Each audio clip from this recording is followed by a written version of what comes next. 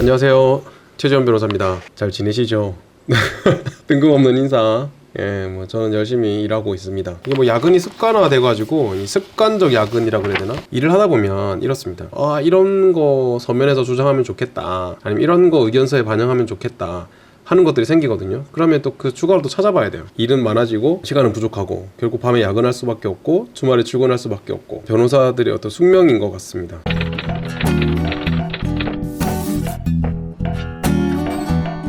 방역 패스라고 들어보셨죠? 이 행정소송도 진행되는 것도 있었고 헌법소원을 이제 제기한 것도 있었고, 좀 설명드리고 한번 같이 저도 찾아보고자 합니다.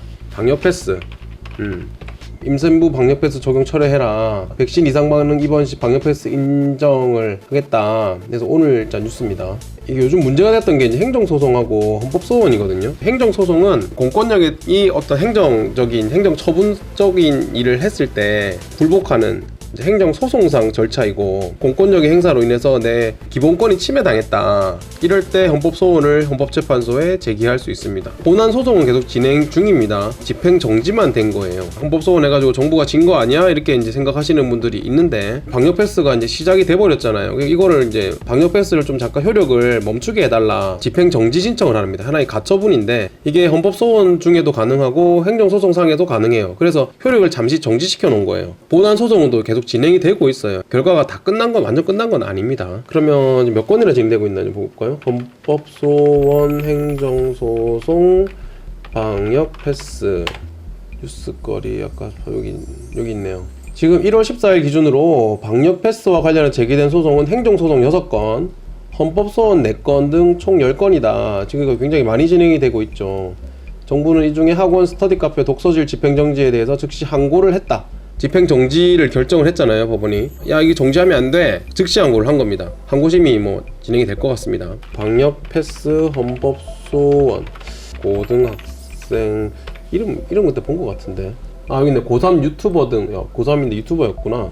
유튜브 채널 양대림 연구소를 운영하고 있는 고3 양대림 군이 청소년에 대한 방역 패스의 효력을 정지해달라 라고 이제 가처분을 한 거, 헌법소원 결과가 나올 때까지 이제 가처분도 한 겁니다. 헌법소원하고 이제 가처분도 신청을 한 겁니다. 행복추구권 이렇게 검색하면 나오려나? 여기 있네요. 헌법상 행복추구권과 신체의 자유 등을 침해당한다 라고 해서 헌법소원을 제기를 했다라고 되어 있습니다. 보건복지부, 질병관리청, 서울시. 기사가 요즘 참 잘 나와요.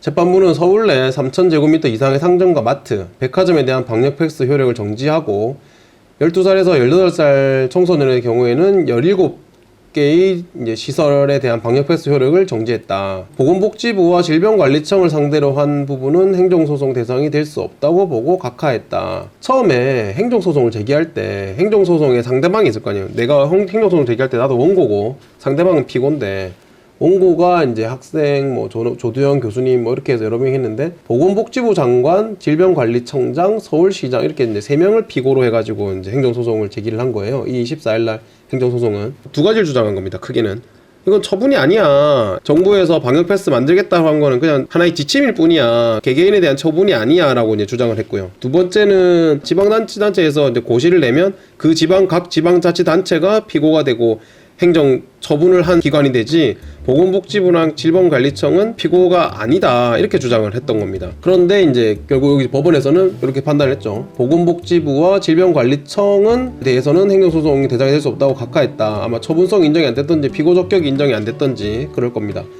근데 반면에 이제 서울시에서는 상점, 마트, 백화점 부분 이제 빼고 해야 된다라고 한 거죠. 서울시를 대상으로 한 행정소송은 인용이 받았다. 그래가지고 정부에서는 일부 기존에 냈던 방역 지침을 이제 변경을 하게 된 거죠. 근데 이제 문제가 또 있어요. 이게 제가 알기로 기존 총 17종에 대해서 청소년들이 못 들어가게, 그리고 방역 패스가 적용되게 라고 했었어요. 총 유흥시설, 실내시설, 이게 파티룸 등등, 그리고 독서실, 카페, 마트 이렇게 다 포함을 시켰었는데 이게 총 17 정도의 종류가 됩니다.